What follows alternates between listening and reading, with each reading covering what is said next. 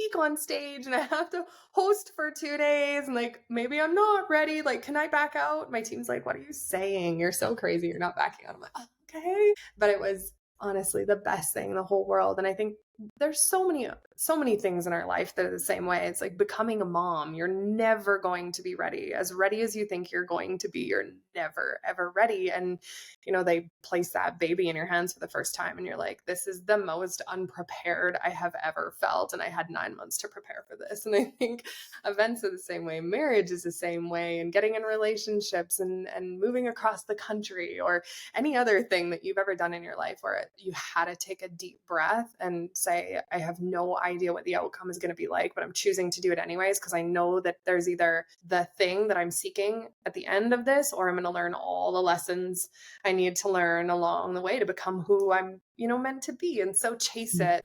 That was Casey Volard, and this is episode 73.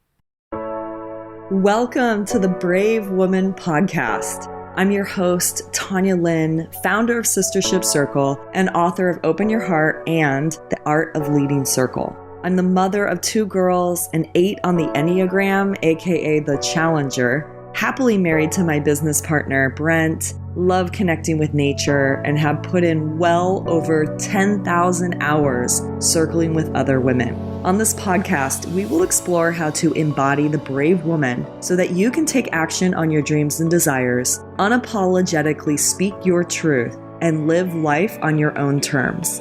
Grab a seat and a cup of tea, and let's get started. Welcome to another Brave Woman podcast episode, and I've got an awesome guest today. Let me introduce her, tell you a little bit about her. Yay. Casey Volard is a neurosomatic and kundalini business mentor for visionaries who are ready to build a 7-figure empire through their magic and mastery. She is a multi-dimensional being who is here to teach the entrepreneurs and healers how to do life and business radically different. Yeah, that's how I like to play too. Being a mama of 3 little goddess beings, a wife, and being diagnosed with ADHD, Casey scaled her business from, get this, 4K months to 100K months in less than a year. So awesome. And has since built a $2.3 million business organically. Yeah, we want to hear about that. Normalizing having it all without the sacrifice and hustle. She's the creator of the As She Rises live event, which hosts hundreds of entrepreneurial women every year, and the founder of Trifecta Alchemy Practitioner Certification, blending the worlds of neuroscience, kundalini, somatics, and transformational coaching. And we're going to hear about that live event. And that's really our topic today. So welcome, Casey. Yay, I'm so excited to have you. Yeah. Thank you for having me on the show. I am really excited. Yeah. All right. So we got this nice, beautifully packaged introduction, and I just love for you to share and your journey, your story. I mean, I know a big part of this was the balancing of being a mom and being able to not be busting your butt while also being successful in business. So yeah, why don't you tell us your story? Yeah, I love that. I feel like I've lived 500 lifetimes in one lifetime. So I'm like, where do I start with the story? Because there's been so many pieces. But you mentioned hustle, and I think that's such an interesting concept. And I call it sacred hustle because I think that there's kind of like 2 sides of the same coin when it comes to the industry and building a business. And people are either like, I am hustling so hard without any kind of end direction, and I feel like I'm really spinning my tires and I'm burning myself out, or they think that they can just like lean back and not have these periods of sacred hustle. Like, guys, you're building a business and you're building it online, a lot of us on a free platform. So I think we have to look at it from a place of non-entitlement. I'm willing to give it everything that I've got to build a business that allows me to lean back, that allows me to, create that life that I want. So it's both. And I think that that's a conversation that we're not having enough of. So in my entrepreneurial journey, the way that I, really learned this the hard way is About 10 years ago, I came into the online space after I had my first daughter. I have three.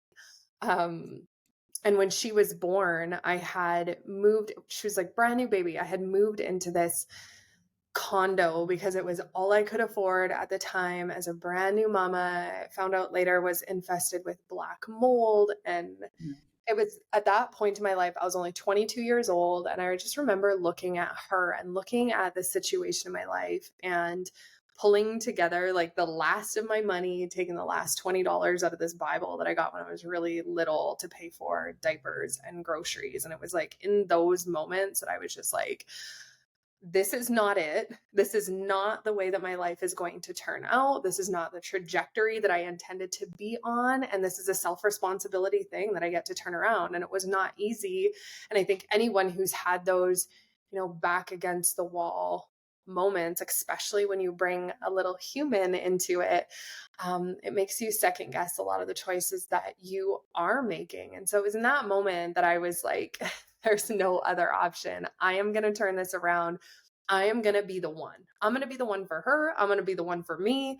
And so I stepped into the world of the online space almost 11 years ago now. And I built my first business in like health and the health and wellness industry. Built that to a 7-figure business. It was very successful. It was the speaking on stages and collecting the accolades and doing all the things that on paper were really successful. But my body started to, pay the toll and was screaming at me. I was exhausted. I had sacrificed so much in my life to get there, and we get to this place when you chase money for too long, or you chase the accolades or the wins, or like success on paper, when you chase that for too long, you absolutely get to a point where you go, how much is this worth it?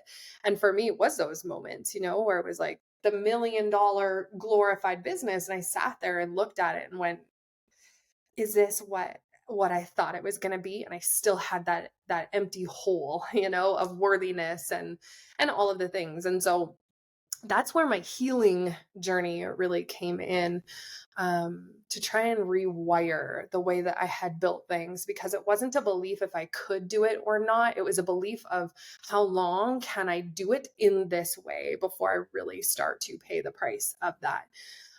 So when my second daughter was born, I was gifted. I would say I was gifted because at the time it did not feel that way. Hindsight is definitely a gift. A severe postpartum anxiety, which was the forced slowdown for me in business. Anyone who's ever had postpartum anxiety, that crippling, like cannot get out of bed. And so it was that forced slowdown that I had to look at the way that I was operating, the things that I was doing, the people in my circle, the things that I was chasing, and how much of what I was doing was really my vision, my truth in business. So I burnt my 7-figure business to the ground to pursue the coaching world and teaching women that we can really have success and build a rock solid business semi-passively, organically, in a way that does really feel good, that honors our cycle, it honors our pace, it honors our energy, it honors our family and our values and all of the things, and that you really do get to have both. And so the last 5 years have really just been my own journey through that, and taking women on that journey with me. And yeah, like we may have crossed a $3 million business at this point. I haven't looked in a really long time at the overall trajectory. But I think even that in itself just says so much, when you're not chasing that anymore. And it's the work that you do that really does feel that fulfilling. And I really do want that for other women. So in a nutshell, that's it. I've been an entrepreneur for a really long time, and I've done it in ways that were super detrimental to my mental health and my body and my values. And I've also done it in a way that feels so freeing and so exciting 5 years later. Yeah, I think there's a couple things there that really stand out to me. One is this distinction of you're not chasing something anymore. And I can really relate. Yeah. Same thing for me back in 2010. It was just so wrapped up in my identity, Yeah. right? And the way in which I'm going about it is almost like this wounded place of like For proving sure. myself, For right? sure. And then you shift, and it's like it's no longer about the money, but that just naturally happens as a Mhm. result of that, the way in which who you're being about it is different, Mhm. right? Yeah. And then that piece that you just pointed out about the cycle, like women were cyclical. Like if we could start honoring that, that's what then makes it regenerative and then like sustains us and has us actually Mhm. create the thing that we want to create, but not in that pushing, like, proving sort of way, right? Yeah, totally. Yeah, Yeah. two things that really stood out to me is like I always say that business is like that secondary trauma response. Business is going to show you where all your trauma is living. And that's what it was big time for me. It was like I had so much external validation and so much of my worthiness wrapped up in the winning and the doing. And so when I was winning, of course, it was like such an external validator. So I would chase that. And when it wasn't working, making it mean so much about my value. So then we work harder to make ourselves feel more valuable. And then it doesn't ever fill that hole of validation and worthiness. And so, we get that success and things are happening and things are moving and things are happening, for us, and we still have the inability to see it. And so it's this really interesting cycle that we catch ourselves in. And so that's a lot of the work that I love to do with like high achieving visionary entrepreneurs is like let's do the strategy, let's build the business, let's chase all of the things, and we're going to achieve it and it's going to be incredible. And I want you to do it in a way that feels like it's setting you free. So what do you really want? What Yeah. is really important to you? And we'll chase it in that way. Because there's a million ways to make $1 million, you know? So let's do it in a way that feels really fun. And so that was a big piece of it, Mm. is moving, in that direction when I started. And the other piece of that is with women being cyclical beings and with us needing to honor that cycle. It also doesn't mean that we have to take our foot off the gas in building a business and that our business has to do the same, like up, down, ebb, flow, like feast or famine cycle, just because that's what our Mm. cycle is doing. So when our cycle has, hormonal highs, hormonal lows, high estrogen, progesterone highs, and then, we dip, and that's a cyclical way of being. The way that we can also build a business is with, semi passive structures and monthly recurring revenue and different Mm. ways that you can set up your business. So when you are in a creative vortex, that's when we create, and that's when we're really working, in the business and doing things that are going to help us thrive. When we need to pull back so we're not working as much, the business still gets to carry on. So I think it's both, and it's Yeah. being really intentional with what you're creating in your business so your business can thrive and you can thrive with the ins and outs of the business. Yeah. Mhm. Mhm. Where does kundalini fit into all of this? Because I know that's a Yeah. big piece of what you Yeah. teach and what's really supported you. So Yeah. yeah. Yeah, you bet. Super good question. So a big part of where that came into it for me is when I was going through that with my daughter, like postpartum anxiety. The thing that saved my life as I moved through that was kundalini. And so it was more of a mental health and healing my body, healing my worthiness, and healing all those pieces of myself, is why I brought it into my life. But then when I started studying this ancient technology, there were so many things that started to make sense in the way that our frequency is very linked to success, and our frequency is very linked to the way that we attract wealth. And so, there's all these manifestation 101. It's like, you know, journal it out, think the thoughts, become the thing, and then you'll attract it into your vortex. And so many of us are missing the mark between the I want the thing and how do I actually become the vibrational match for the thing. So that's what kundalini is it's helping getting the aura, which is your electromagnetic field. I call it the creatrix field. It's getting that electromagnetic field to actually be vibrating at the same frequency of what you say that you want. And so it was really neat how it helped me heal my nervous system, and it helped me get back in my body, and it helped me come back to my truth and my values and what was important. But it was also this same practice applied to my business that took me from 4K months to 40K months, and then 60K months, and then 100K months, and $250,000 launches, and nothing in my strategy changed. So what did it change? The way that I was vibrationally being, the frequency by which I was operating. So it's really, Mm. really cool, the science behind Kundalini. And I think when people hear Kundalini, they think of meditation and yoga and, wearing a turban, wearing all white and doing this chanting and all this stuff. I have completely modernized the way that I teach it, the way that I embody it. I look at everything from a very scientific perspective. I dissect the kriyas and the movements that we do and show you how it works with the meridians in your body, similar to Mm. acupuncture or acupressure. Or tapping. EFT tapping is another really popular one. So Kundalini is another methodology that can be used. It uses those same energetic meridians. So it's actually Mm. really cool, looking at an ancient technology that they have used for thousands of years Mm. and what they said that it does. But now with the modern day technology that we have, we can look at this and go, this is exactly why it works. And it still makes sense for what they said it did. And there's no way that they could have known that, So it's just it's just so neat. Mm. Yeah, you look at some of the like technologies or like Hmm. even some of like with ayahuasca or like some of these plant Yeah. medicines, right? Like what's Mhm. literally downloaded or like told, and they're Yeah, like spiritual exactly. truths that it's like, how the heck did this come through? It's just mind blowing, the I know. mystery of Yeah. this.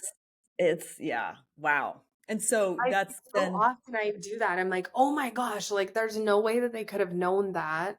But these things that just make sense now, and the fact that we have the science to back a lot of this stuff is really, really, really neat. mm, Yeah. mind blowing. And so that's part of then your certification Yeah. is your training in the Kundalini. And I love how you're saying like you're taking this technology and the science, and then Mhm. you're essentially saying, okay, this is how it fits for us as Yeah. women entrepreneurs. Yeah. Yeah. So yeah, It's awesome. I love my job. I love my job. I love how um, we can take the dogmatic out of a lot Mm, of these practices and we can make it fit for us and make it feel so yummy as a woman in a woman's body, and the perspective that we can have and the scientific take on things, where we have these really powerful healing tools and even kind of ethereal tools, but then we can understand the science behind it. And it just makes us be able to grasp onto it so much more. And I don't know if you're like me, but I am definitely the person that's like, okay, I get it. And I'm really excited for this, manifestation tool or whatever it is, but I need to know how that works. And that's just, the way that my brain works. And so, yeah, the certification, essentially what that is it is Kundalini. So it's a 6-month certification. The first 3 months we're learning all about Kundalini, how the energy works in our body, how to wake up the energy, how it travels through our energy pathways and clears out trauma and old patterns and conditioning and all of this stuff. And then the second half of the certification is learning neurosomatics. So it's somatic mm, work, it's our nervous system rewiring, how our nervous system speaks to our subconscious mind. So there's EFT tapping, there's theta meditation. So it's essentially a whole bunch of really cool tools in a toolkit that a practitioner can use as someone is going through this evolution and transformation of, becoming their highest self. So interesting when people think about, like become your 6-figure self or become your $1 million self. Like, I actually have no idea how to do that. So Kundalini is kind of that tool that'll go in and show you all the places where you're hiding and playing small or detached from who you really are. It'll show you that like childhood conditioning and ancestral wounding and all of it. And then we've got this toolkit that can go in and change the subconscious patterns, or it can change the frequency, or it can change the emotional somatic reaction that we have to our thoughts. So it's really cool. Yeah. Yeah. I love it. So, live events. Yeah. This has been a big part of your business. It's what you love. Me too. There's Yeah. nothing like getting together in person with the women. So, yeah, I want you to share about this, why this means so much to you, and how you've been able to use live events and dive into that. Yeah. Ooh, I have like goosebumps. I'm like, yes, let's talk on this forever.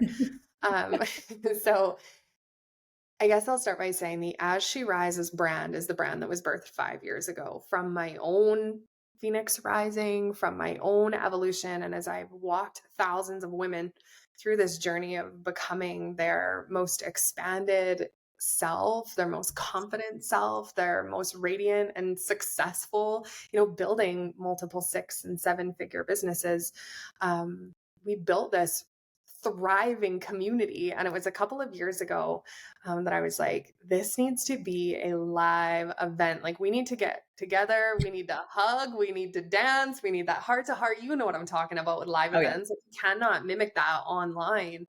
And so we had this really cool network and community online. I was like, what would it be like to spend a couple of days together, hundreds of us, and, eat together and dance together and have the whole thing. And so, I dreamed up the As She Rises live event.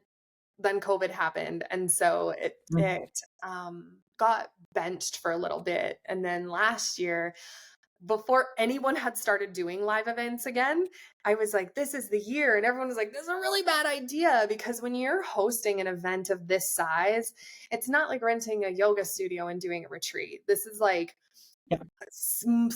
multiple 6 figures and investment out of pocket before you even start selling tickets. And I had no idea what I was doing. And so this is a message for all of your listeners too. Like, if you have something on your heart, it's going to feel big and you're not going to know how to do it. And the people who you are watching that create these things that you go, wow, I could never do that. I'm here to tell you that I had no clue what I was doing. I hired an event coordinator and I was like, we're just going to do this and it's going to be messy. And was it? Yes, very messy in the planning. And after a year of planning As She Rises Live, we got to that event and it had all come together in the most perfect synchronistic way, so be brave, do the thing that's on your heart, start the podcast or do the live event, host the retreat, create the program, say the thing, do the thing, hire the mentor, be, in just this state of like, but what if it did work out, is the only advice that I could ever give someone that wanted to do an event of this size. But that's what it was. It was just an idea of bringing women entrepreneurs, female entrepreneurs, the healers, the mystics, together for a weekend of business growth and learning, and the speakers. And then on the Saturday night, we have the higher self embodiment party. So you get to come dressed as your higher self. We had like crowns and gowns and lingerie, people dressed like unicorns, like nipple pasties as accessories. It was wild. Like, the Hyatt had never seen anything like this. And we got a somatic journeying DJ and mocktails, and you got to come into that room really just as this embodiment of this version of you that maybe has never fully been expressed. And it was just the most powerful weekend ever. So excited. Yeah. And so you're doing it again. We're doing it again. And it was so funny because it was probably 6 months into planning it last year that I was like, oh my gosh, I am so far in over my head. Like, I can't imagine doing this again. And then it was like 2 months before the event. And I was like, where are we going next year? We need to plan it. And there was not a doubt in my mind that this will become an annual thing. This will become a worldwide thing, because it was just, when you take yourself out of it, and I know that you understand this as, an event host and coordinator, you take yourself out of the event and you watch the transformation in a room before your eyes. And it's the connections that are made and the tears that are falling and the celebration of people becoming all that they were meant to be. It's like that makes everything worth it. And there is nothing online, no program that I have ever run, no celebrations that my clients send me in the DMs, as electric and amazing as they are. There's nothing like that. And so, yes, we're doing it again in Montreal in September 20th till the 22nd. And we are about half sold out of our VIP and goddess tier at this point. So crazy. Well, Yeah. means it's good. Yeah. Yes. It's so good. Yeah. I'd love to hear, what were some of the, because, like you said, it's daunting. Putting on a big event Yeah. can It's a labor of love. really bring stuff up. I mean, it's definitely an initiation. So, for someone who feels ready to be that visible, get on stage, really put on a production, what are some of the lessons that you learned from that? Yeah, that's a super good question. So, first of all, you will never feel ready. If you have that like fire in your belly that you're like, "Oh my gosh, one day it would be magnificent if," that's as ready as you will ever be. And trust me, like when I got to that event, I was like, "Uh-oh, now I actually have to go and speak on stage and I have to host for 2 days and like maybe I'm not ready. Like, can I back out?" My team's like, "What are you saying? You're so crazy. You're not backing out." I'm like, "Oh, okay." But it was honestly the best thing in the whole world. And I think there's so many things in our life that are the same way. It's like becoming a mom. You're never going to be ready. As ready as you think you're going to be, you're never ever ready. And they place that baby in your hands for the first time and you're like, this is the most unprepared I have ever felt. And I had 9 months to prepare for this. And I think events are the same way. Marriage is the same way. And getting in relationships and moving across the country or any other thing that you've ever done in your life where you had to take a deep breath and say, I have no idea what the outcome is going to be like, but I'm choosing to do it anyways because I know that there's either the thing that I'm seeking at the end of this, or I'm going to learn all the lessons I need to learn along the way to become who I'm, meant to be. And so chase it. There's going to be failures. There's going to be disappointment. That's inevitable. But as humans, when we're constantly running from, the fear of the failure, the fear of it not working out, the fear of disappointment, that's where the failure and the disappointment always happens. And so go for it. You will learn everything along the way. Get in the room with someone who has done it. Hire the mentors. That's what I did. I hired the team.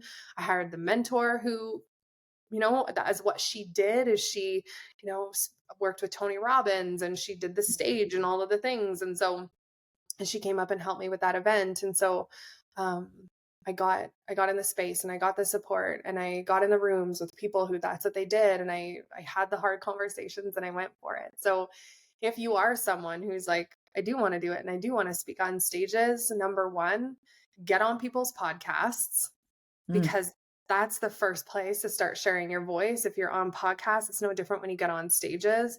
That's going to give you the opportunity to pitch yourself to people, go speak on stages. And if you can't find the stage that you want to speak on, go build one yourself. And that's what I chose to do because there was not a whole bunch. There still isn't, especially in Canada, like spiritual female entrepreneurs with an event this size, like hundreds of people over 2 days. There's nothing like this. And so somebody had to do it. And that was me. And now I get to host incredible speakers who pitch, to me to come and speak on our stage. And yeah, it's looking at it and going, what is the end goal that I really, really desire to have? And then breaking that down into the most simple steps of who can I reach out to today? Whose circle can I get in today? Whose room can I get in today? Whose podcast can I get on today? Whose group can I get in and share my voice and my magic with today? One step in front of the other. And in 2 years from now, you will look back and go, oh my gosh, I have no idea how I created this. And here we are. Yeah, it's wild. And I'm sure so many women listening are like, wait, how do you get more than 100 women at a weekend? So I'd Yeah. love for you to share a little bit about that. I mean, Yeah. obviously, like what you're saying is you had to go out there and you had to go get on stages, whether that's podcasts or Mhm. events, or put on your own events to, Yeah.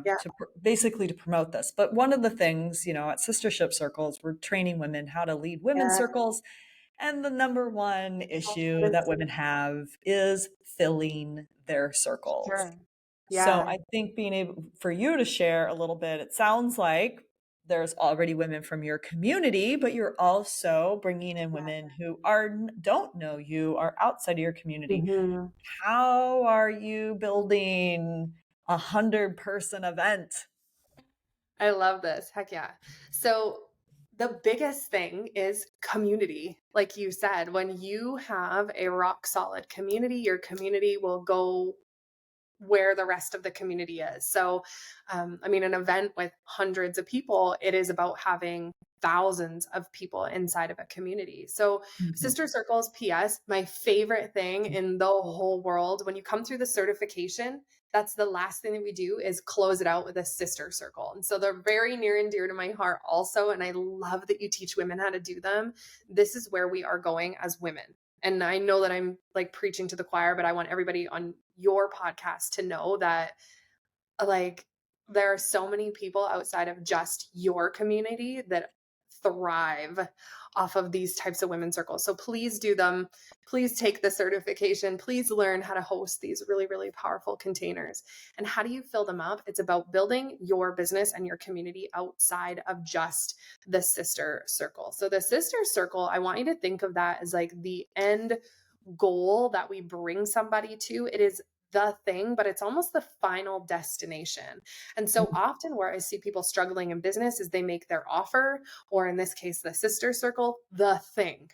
And it's not the end goal that they build an entire business, umbrella business around. So how do we do this? Number one, personal brand is going to be number one. And how we build a personal brand is you. What do you stand for? What is important to you? What are your values? What is your perspective? How do you see the world? How do you see your niche? How do you see your industry? What are the gaps in the industry? So there's so much that plays into this. And when we craft this, you can start to speak your truth online and grow your audience around your personal brand. The second piece of that becomes community. So when you're sharing your truth and your perspective and your expertise and what you're good at and all of these things, there will be people who go, wow, me too. I really resonate with that. I buy into this vision. I see where you're going and I want to go with you.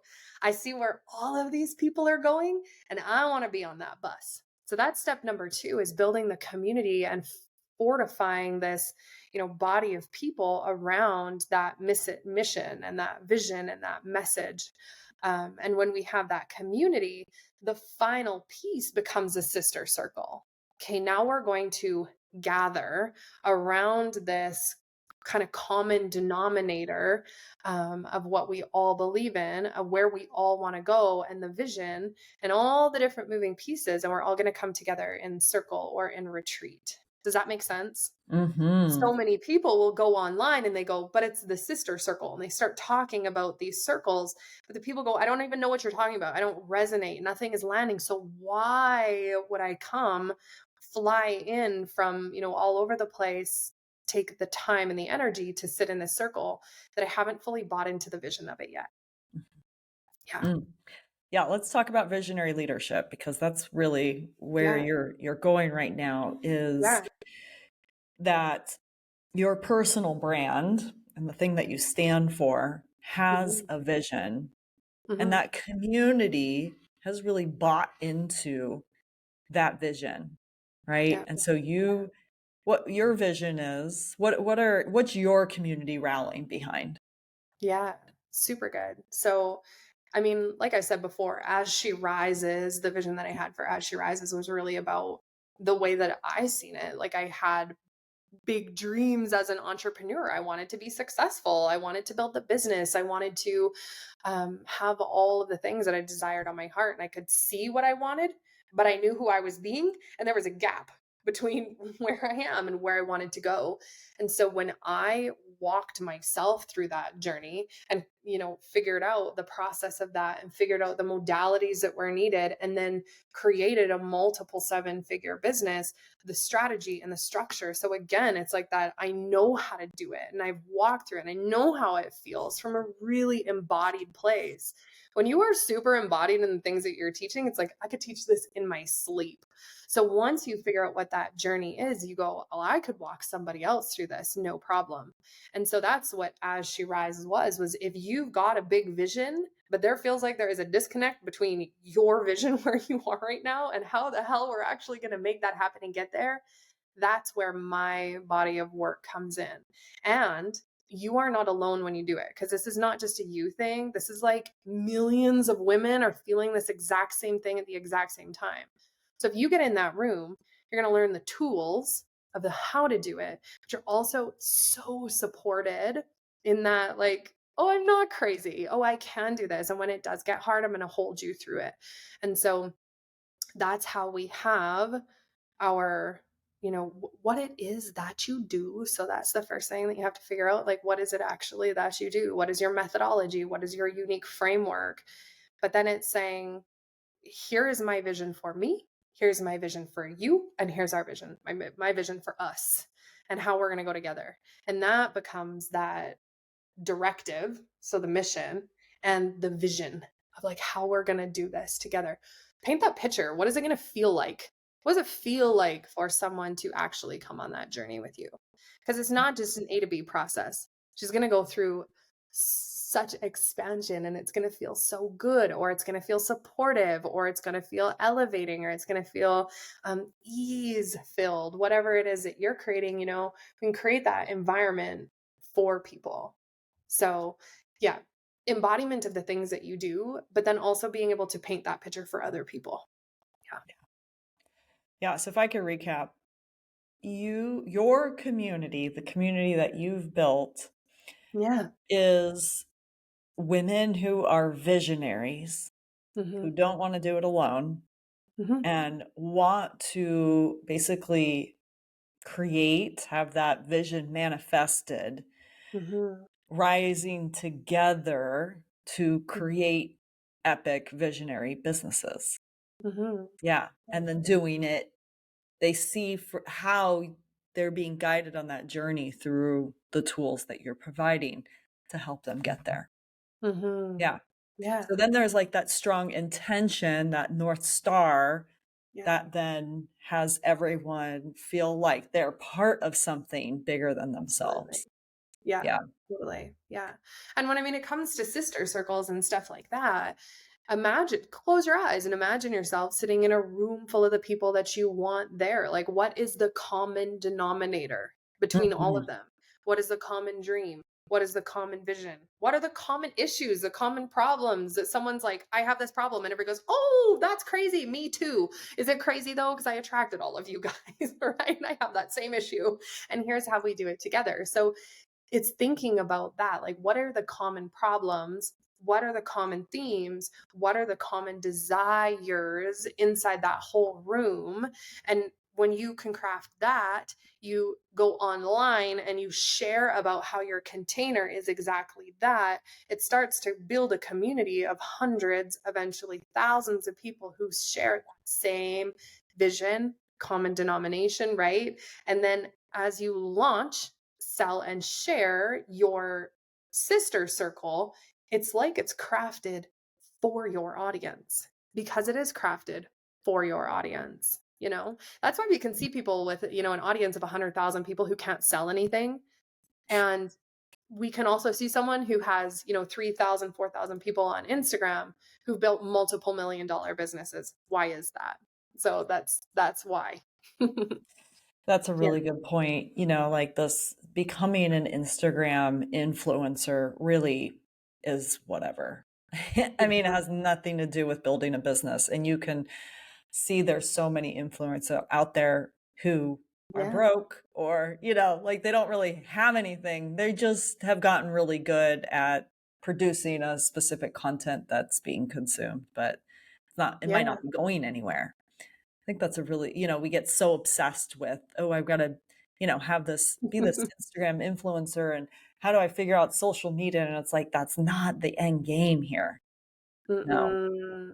No. And like, let me be living proof of that. I mean, I haven't, the Ashley Rises Instagram is sitting at like, I think 13,000, but my Instagram that I sell 99% of my stuff from, like we are sitting, you know, as we sit here today at like maybe 2,500 followers on there. So to build a multiple $1 million business from 2,500 followers, guys, stop chasing numbers, get yourself so embodied in your vision, go share your vision.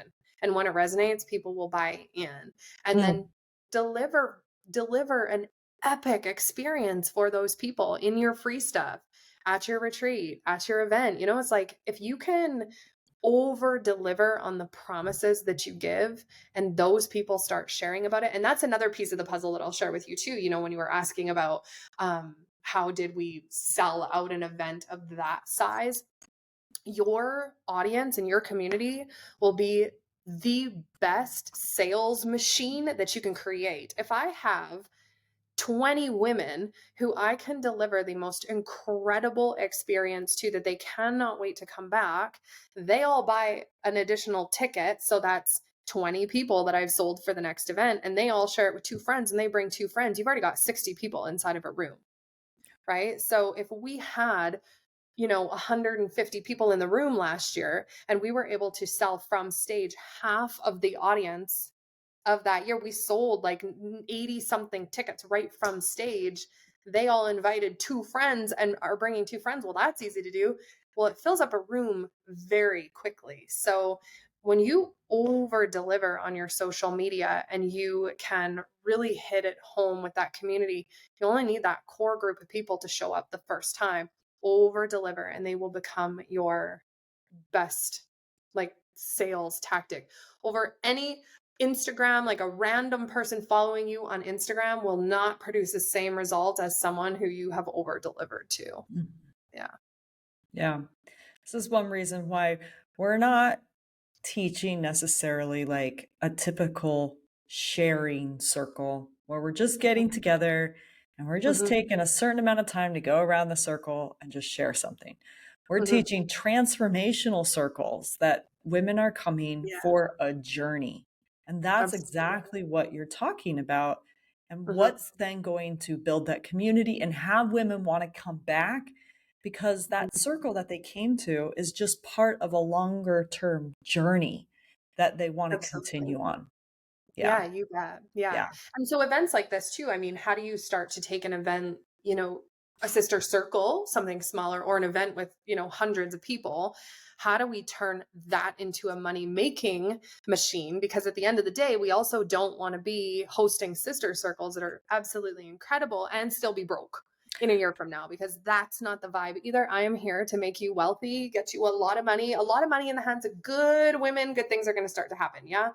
So what you can also start to think about is, what is the sales and marketing strategy outside of just the event? So are you selling into your next event? Is there an upsell that you can also give your people in between events? So is there an online mastermind or something that you can be creating in between the sister circles that you are actually running? Is there a program, a 6-week program that you want to create that is a digital offer that you sell at the event, that here's the next steps that I want to bring you into? Can we upsell into one-on-one work, private work? Could you add an extra day onto the end of your sister circle, or start 2 hours earlier? And that's, private one-on-one, say a private breathwork journey before we even get into this stuff. So it's starting to think about the ways that we can bring, additional work so that it makes it that much more powerful for them. But I mean, we sold like $100,000 on the back end of the live event. So it wasn't just the live event that was a smash, a success, but the way that we said, okay, what are we going to do between September 2013 until 2014 when we get to meet together again? Where do I want my people? How am I going to continue the transformation and the energy from this event? How do we carry it on? So we created a 12-week program on the back end of it, sold that at a 50% off from stage, and sold, we did like $40,000 in sales in like 10 minutes. And it Mm. was the only thing that we sold, by the way. This was not an event where all the speakers were selling and it was a big old pitch fest. We don't do that at all at As She Rises. It was the one thing that we said at the very end, like, if you want to continue, here's the option, so that you're not leaving the room and don't know what to do with yourself. So I want you guys to think about that. What is the marketing and sales strategy that you can also attach to these sister circles to ensure that you are growing a real business? You are the CEO of a real business that makes real money and not just a healer that, hosts really freaking incredible sister circles. Mhm. Yeah. Yeah. Mm. Casey, this was so good. I feel like you just brought so much juice here. It's so So awesome. And we've talked a lot about your various things that you've got going on. So we're going to have the retreat link, or sorry, your event, As She Rises yeah. event. We'll have that in the show notes. We're going to have her Instagram, so you can go check that out, her website. And then you've also got a freebie for everyone, the 7-Figure Coven. You want to share a little bit about this freebie? Yeah. Well, I hope that you guys come hang out. So I've got the Facebook group, which is fantastic, but the 7-Figure Coven, it's an exclusive space for the As She Rises community. One of the ways that I learned, total sidebar, but one of the ways that I've really learned how to build a really successful business is watching like the breadcrumbs that successful entrepreneurs leave. So if for nothing else, my friends, if you're listening to this podcast and you're like, okay, community, how do I build a community? Get in the 7-Figure Coven and come see what the As She Rises community looks like, Perfect. how I serve that community, how I build that community, what am I launching to the community, how do I operate and lead that community? You're going to get so much value, even just from, I call it learning between the lines. Watch what people do and go, oh, that's how you build a community. Go duplicate what I do. So even if you come into it just to duplicate the community building aspect, awesome. But it's on Telegram. I also do trainings in there, all kinds of really cool stuff. So definitely come and hang out in there. Yeah. Yeah. So that's caseyvolard.com/the coven. Again, that will be in the show notes. So Amazing. So thank you good. so much So for having me on. yeah, I love it. Can you just end with, what does it mean to be a brave woman? Yeah.